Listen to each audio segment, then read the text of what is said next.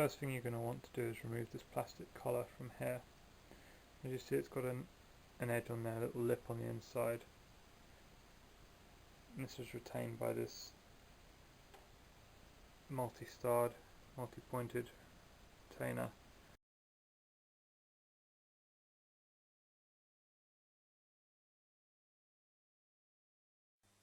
There is also a nut screwed onto the end of this shaft that holds this clip in place. One or more of the clip tangs will be bent into the slots of this nut. You'll need to bend these tangs out of the grooves, then you can unscrew the nut. With the nut removed, you can slide out the retaining clip and the plastic collar. Now once you've removed the 4 screws, you should be able to wiggle the clutch out loose. Now keep this as one unit. That screw there, do not undo that and disassemble this part, because there's a sprung ball bearing on this side that pops into that hole there, and if you push it in, it's popped into the hole where it is at the moment. And if you take it out, the spring will fire the ball out, and it's a real mission to get it back in. We're now going to have to get this pulley off. There's a big circlip there. You can get that off with a small pair of circlip pliers. It's very tricky. You've got to get one corner out first, then work it round. Or ideally get a big pair of circlip pliers, and then we're going to get a 3-leg puller and pull on the outside of the pulley. It's not ideal, but it's the best we can really do, because we can't really push the inner race very easily at all. So we're going to have to cross-load the bearing, and if we break it, I have to buy a new one. It's the best I can do. Next one, I'm going to take off this whole section here. It's 4 screws you need to remove, and then the whole thing will pull off. And that should include everything from 19 down to 41. Now take the gear bit here off as well. Make sure you don't lose gasket 17, that needs to stay with it as well. This part will come off as a fairly big lump. You've got the bit of metal, you've got the gasket and the 4 screws, so keep them all together. Okay, at this stage there's only the 2 internal bearings. If we turn the shaft,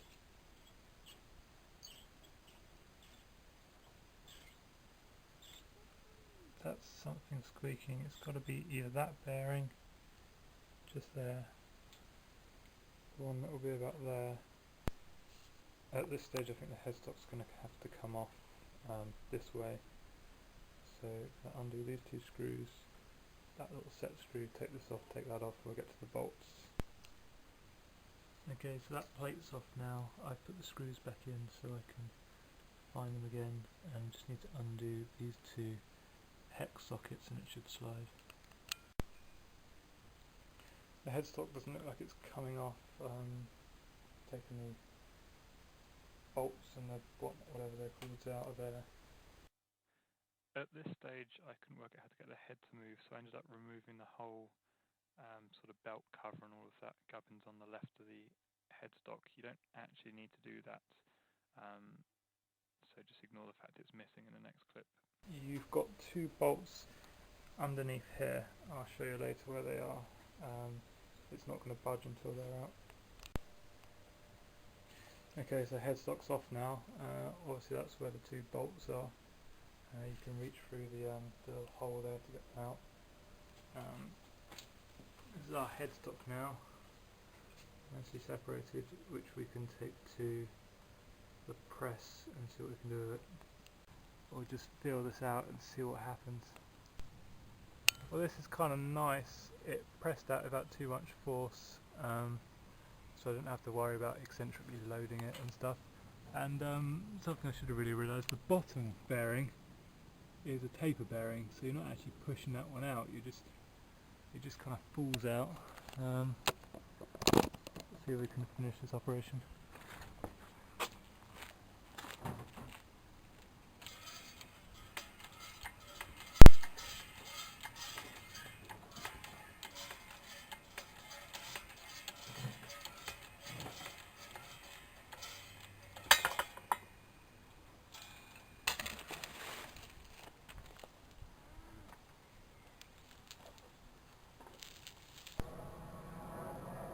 Okay, so getting that bearing off the end wasn't actually difficult at all. I just needed a little bit of wiggling. So that's the shaft on the other end. What we have to do next is get this circlip off, and the cog feels fairly smooth, so I think that's going to come off okay. And then this bearing, it looks like it's going to have to press all the way off the long way. I'll probably use the bench press for that, because I don't think any gear puller or bearing puller is going to have long enough arms. And the one on the pulley side seems all pretty clean, and it's got a nice smooth action to it. This has kind of got a graty action, it's not nice at all, plus you can see signs of corrosion right there. I don't know if you can see that, but that's like all rusted. So I'm not sure if I need to replace that. Okay, so the next stage was fairly straightforward. Get the circlip off, circuit pliers, then you can wiggle this cog off, and that little key just pretty much falls out of the slot. It's nice to know there's a little step here, so the bearing doesn't have to push the whole way off. That would have been crazy. Just get it past this step. Arrangement wise, I have no idea how I'm going to set this up yet, because there's not much room down the back of the bearing, and that's only really the outer race anyway, and you're just going to muller it. Not that that matters, because it's a stood up bearing anyway. I don't know if I can press around the back of this business here, if I get like a sheet of metal in there, but that might break the whatever that is, the oil shield, oil seal. There really isn't much room to get in there. Bearing puller, I don't have one long enough. You need some crazy long arms, so I'm going to go figure out how to do that.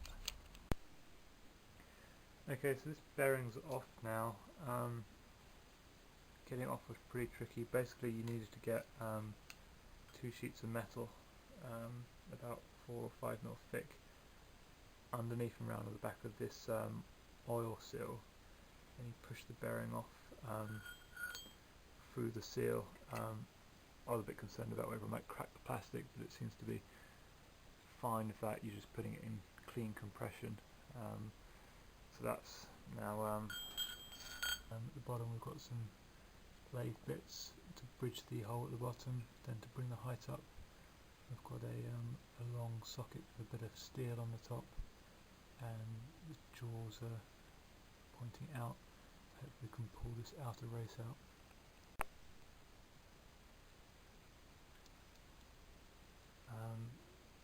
But that's got that outer race free now. There's a nice seat to press the new one against. This shows the old knackered bearing next to the new one I got from RS. RS's one was a lot cheaper than the one from Clarke, and everything seems to match up spec wise. If you want to pause the video, you can grab any details off here you need. This is now ready to push in the outer race. I've cleaned up the headstock where the bearing outer race is going to be pushed into. I used car cleaner and then a little bit of engine oil just to lubricate it. This is the arrangement I'm going to use. The headstock's quite bottom heavy, so I've had to use that can of WD-40 to prop up the bottom end, using a mixture of wood and metal to press it with. I think that seems fairly square, so we'll begin pressing it and see how it all goes.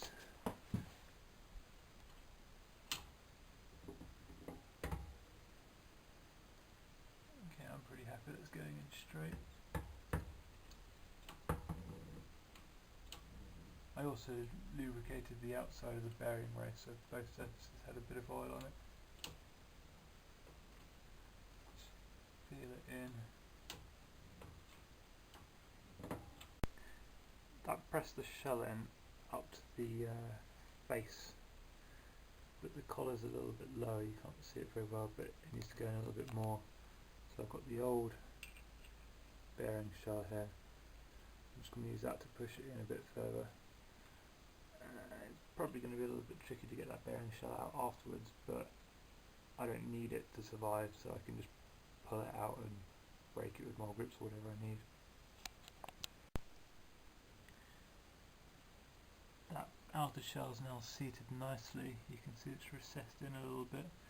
I can tell you it's set up tight against that shoulder. Getting the other shell out was really easy. It just clamped on the mole grips, it popped straight out because it was only pushed in there by like a millimetre. So yeah, that's the outer shell done. I've only tried fitting a bearing by temperature difference once and it completely failed to work. Following the complete failure to press it on with heat, I'm going for more mechanical press. That's the inner race from the old taper bearing that's dead. So I'm going to put that on there. That'll nicely press on the inner race without touching this cage, and we can just use that to straighten it out and get it started. All I've done is just cut a little slot in and pay particular attention to file the inside edge so it's got a nice round edge, nothing sharp or sticking out in there. Now I can use this to push it on and I should easily be able to pop this off again, so I'm not going to be binding this onto the same shaft. This has all been lined up now. I've just popped it in the first bit. This has also been lubricated with engine oil again.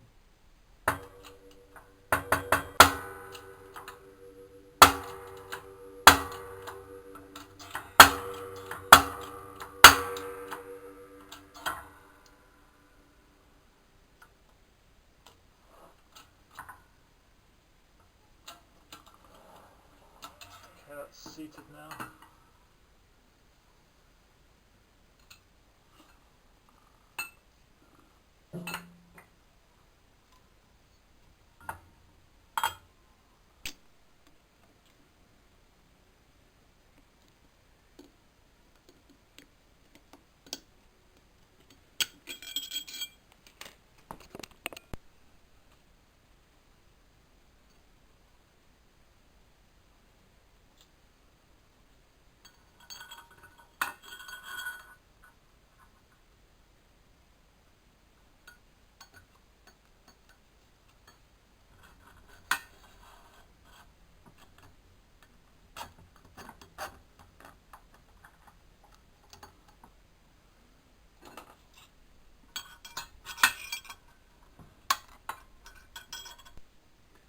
So that's got the bearing, cog, keyway and circlip all attached.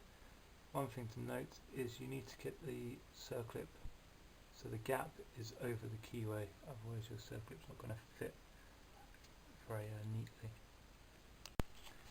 So now we've got the bearing on the other side to get on. Should just lubricate this shaft. You should be able to just wiggle this down.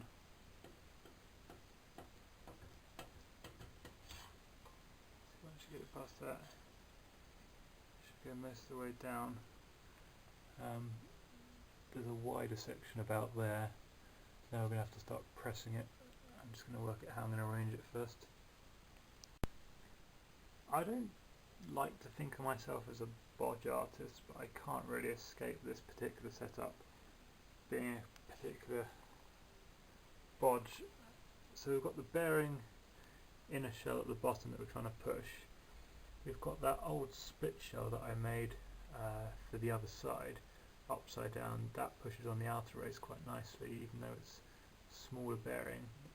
We then push the height up with a bunch of long sockets, and I'm slowly sort of shimming it out and pushing it down this large socket that fits over the shell. It is working.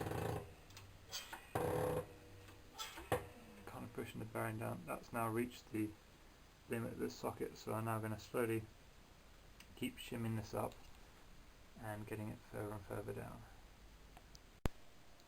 Now you can see the headstock's back on the bed. Now we're reassembling. It's very important you print yourself out a parts list so you can see everything that needs to go on in what order. So I didn't really highlight the fact that we've got to have the dust shield and the gasket in place before we press the spindle back in. Now the spindle's back in, you See, it's very nice and tight. It rotates. It's a little bit tight. I think that should be fine, but we can find out when we spin it up to speed. Don't worry about the fact that the cover here is all missing. I dismantled this rather experimentally. You don't actually need to take that off, as you can slide the headstock off this way, and when you put it back together you just slide it back in this way. Also, when you're reassembling, make sure everything is meticulously clean, especially the bits that happened before here. When you get the bearings in, everything needs to be perfectly clean. You have the threads here, get a brush on there, clean it out perfectly. Make sure there's no grit anywhere, and always replace it with new grease. This will be the next bit to go back in. Make sure you've got the gasket in there and it's all been cleaned up nicely. Obviously this bit here will fit in with the bolt here. That's a little bit stiff to get on, took some light hammering.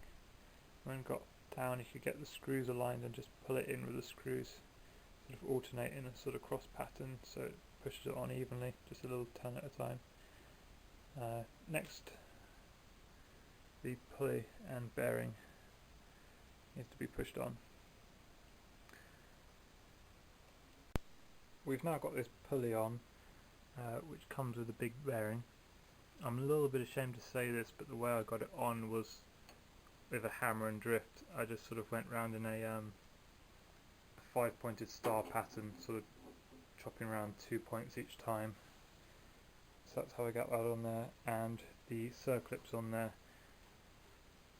This style of circlip plier doesn't really have enough reach on it to open up that circlip enough. Ideally you want to get a big one, but you can just about make do with one of these if you've got strong fingers and you can get one corner in and then work it round. It's pretty tricky, but it's doable. Now I've greased up this bearing, I've greased up this shaft, pushed it back in, I've greased the ends of the dog clutch. Now I can put that back where it lives. It's going to have to go in there, and you're going to have to wiggle the clutch while you wiggle that cog to get it to engage, and then put the 4 screws back in the holes. Not sure if I've missed a step here, but hopefully you understand where I've come from. To put that little key back in, put the outer clutch dog on, and the plastic collar goes on all the way. Now a little retaining ring, if you straighten out all the pegs so it's all the way out, you've got to, oh sorry, bad camera work, you've got to line up the inner tab with the keyway.